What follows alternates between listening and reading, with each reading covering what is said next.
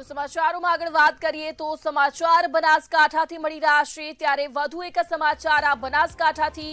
જ્યારે ગ્રીન અરાવલી અભિયાનને બનાસ ડેરીનો વેગ મળ્યો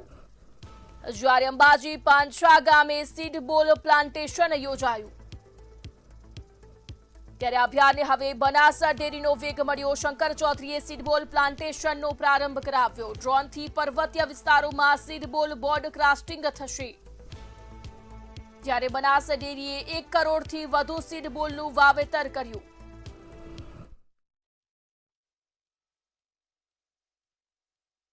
ગુજરાત વિધાનસભાના અધ્યક્ષ અને બનાસ ડેરીના ચેરમેન શંકર ચૌધરી છે તે અત્યારે હાલ અરવલ્લીની ગિરિમાળામાં જે પોતે અત્યારે જે સીડ છે તે સીડ મૂકવા માટે આવે છે વિધાનસભાના અધ્યક્ષ સાથે જ વાત કરીશું સર જે પ્રમાણેની મુહિમ આપણે છેડ્યું છે છેલ્લા 6 વર્ષથી તેને લઈને પ્રથમ તો આપ શું કહેશો આ પ્રજાનું અભિયાન બની ગયું છે અને લોકોએ ઉપાડી લીધેલું આ કામ છે તો લોકોએ ઉપાડી લીધેલા કામને માં જગદંબાના આશીર્વાદ સમજીને બધા લોકો કામ કરી રહ્યા છે સીડ બોલના પરિણામ જે પ્રમાણે મળ્યા છે તેથી ઉત્સાહ પણ વધતો જાય છે અને અત્યારે તો શાળા સ્કૂલના વિદ્યાર્થીઓ હોય અલગ અલગ સંસ્થાઓ હોય બધા લોકો હજારોની સંખ્યામાં તમે આમ જુઓ ને જરા ઉપર છેક પર્વત ઉપર જોશો તો ટેકરીઓ ઉપર પણ તમને 100 લોકો દેખાય છે તો આખા હજારોની સંખ્યામાં લોકો અલગ અલગ જગ્યા ઉપર પહોંચ્યા છે અને સવારથી જ આ કામને આગળ વધારી રહ્યા છે નવી જનરેશનને પણ એવું લાગવા માંડ્યું છે કે પર્યાવરણનું રક્ષણ કરવું એ આપણા બધાનું કર્તવ્ય છે અને એ ભાગરૂપે આ કામને આગળ વધારી રહ્યા છીએ સર ખાસ કરીને યુવા વર્ગ પણ ખૂબ જ મોટી સંખ્યામાં પાછળ જોડાયેલો છે તેને લઈને પણ આપ શું કહેશો યુવા વર્ગ છે હા બધા યુવાનો સ્કૂલના વિદ્યાર્થી સૈનિક સ્કૂલના સ્ટુડન્ટ અલગ અલગ કોલેજોમાંથી વિદ્યાર્થી બધા લોકો જોડાયા છે અને એ બધાને લાગે છે કે આવતી પેઢી એનું રક્ષણ કરવું એ આપણી જવાબદારી છે અને એના ભાગરૂપે બધા સ્ટુડન્ટ પણ આવ્યા છે ખાસ કરીને મહિલાઓ પણ ખૂબ જ મોટી સંખ્યામાં ભાગ લઈ રહી છે જે પ્રમાણે સીડ બોલ બનાવવાની જે વાત હોય છે તેને લઈને શું કહેશો સીડ બોલનું મોટું કામ જે બનાવવાનું કામ છે અમે બનાસ ડેરી દ્વારા અલગ અલગ જે અહીંની આ ધરતી ઉપર થાય છે તેવા ઝાડના વૃક્ષો જે પર્વતોમાં થાય છે તેવા ઝાડના વૃક્ષના બીજ અમે આપી રહ્યા છીએ અને એ બીજમાંથી માટી અને છાણમાંથી ગોળો બનાવવાનું કામ એ મહિલાઓ કરે છે અને એ સતત આ ઉનાળાની અંદર કામ કરીને તૈયાર કરે છે અને સીડ બોલને પર્વતો સુધી પહોંચાડવાનું કામ અમે લોકો બધા ભેગા મળીને આ કામને આગળ વધારી રહ્યા છીએ સર આગામી સમયમાં અરવલ્લીની ગિરિમાળા બનાસકાંઠા સહિત સમગ્ર ગુજરાતમાં કેટલા પ્રકારના જે સીડ બોલ છે તેની વ્યવસ્થા કરવામાં આવશે અલગ અલગ જે લોકો પાસે અહીંયા સીડ બોલના પ્રકાર તો ઘણા બધા છે ગરમાળો છે અહીંયા બીલી ખાખરો ઘણા બધા વૃક્ષો છે બોરડી એ બધા વરસાદના પાણીને રોકવાનું કામ અને જમીનમાં ઉતારવાનું કામ અને વાદળોને અટકાવવાનું કામ પણ કરે છે અહીંથી વાદળો જો આગળ જતા હોય તો એને અહીંયા રોકીને વરસાદ તરીકે વરસાવવાનું કામ પણ સહયોગી થાય છે સર ખાસ કરીને વડાપ્રધાન મોદી સાહેબનું પણ જે ગ્રીનરી લઈને પણ એક અભિયાન છે વધુ વૃક્ષો વાવો અને કેન્દ્રીય ગૃહમંત્રી સાહેબનું પણ એક અભિયાન છે કે વધુ વૃક્ષો વાવો તેને લઈને આપ શું કહેશો મારે આભાર માનવો છે કે આપણા ગૃહમંત્રી અમિતભાઈ શાહ સાહેબે પણ ગઈકાલે એક મોટા અભિયાન તરીકે 1 કરોડ વૃક્ષો ગાંધીનગર પોતાના મતક્ષેત્રની અંદર વાવીને એક ખૂબ મોટો સંદેશો આપ્યો છે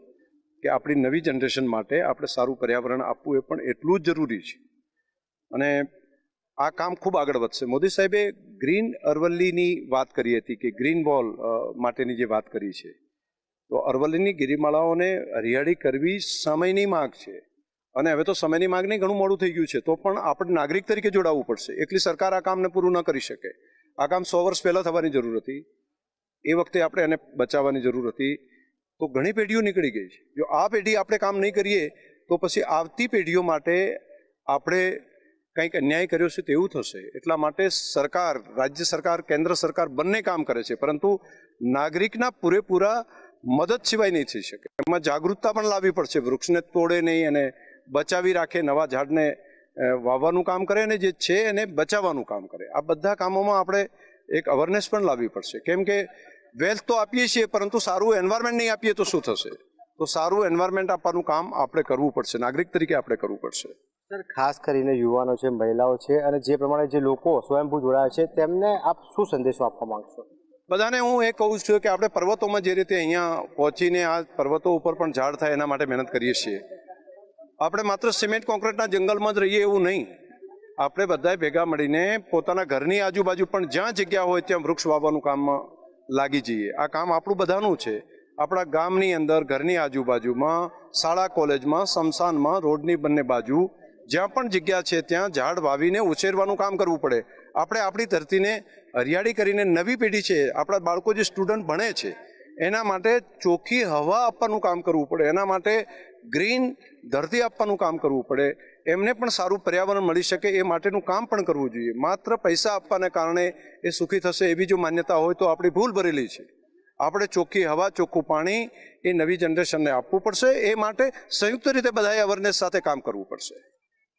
બિલકુલથી ખૂબ જ મોટી સંખ્યામાં અત્યારે હાલ જે સીડ બોલ છે તે સીડ બોલને વાવેતર માટે જે યુવાનો છે, જે બાળકો છે તે પણ જોડાયા છે. સાથે જ જો વાત કરવામાં આવે તો જે શાળાના વિદ્યાર્થીઓ છે તે વિદ્યાર્થીઓ પણ અત્યારે હાલ પોતે જે સીડ બોલ છે તે સીડ બોલ મૂકવા માટે છે તે આવ્યા છે. સાથે સાથે જ યુવાનો, મહિલાઓ અને જે પ્રમાણે સ્વયંભૂ લોકો છે તે સ્વયંભૂ લોકો અત્યારે હાલ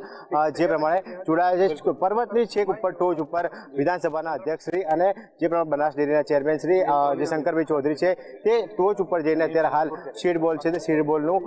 જે મૂકવામાં છે તે મૂકવામાં આવી રહ્યા છે અને આગામી દિવસોમાં તેનો ફાયદો છે તે આગામી દિવસોમાં નવતર જે પેઢી છે તે પેઢીને મળે તેવી સંભાવનાઓ રહેલી છે. કેમેરામેન પૂજન સાથે રવિ ભાવસાર, મંતવ્યની